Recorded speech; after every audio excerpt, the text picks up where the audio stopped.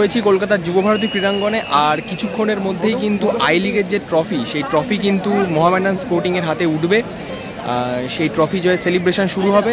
I লিগের শেষ ম্যাচটি আজকে ছিল কলকাতা যুবভারতী ক্রীড়াঙ্গনে, আর কিছুক্ষণের মধ্যেই সেই আই লিগ জয়ের যে ট্রফি, যেটা ইতিমধ্যেই সাদা কালো ব্রিগেড জিতে নিয়েছে, সেটি কিন্তু মোহামেডান স্পোর্টিংয়ের হাতে উঠতে চলেছে।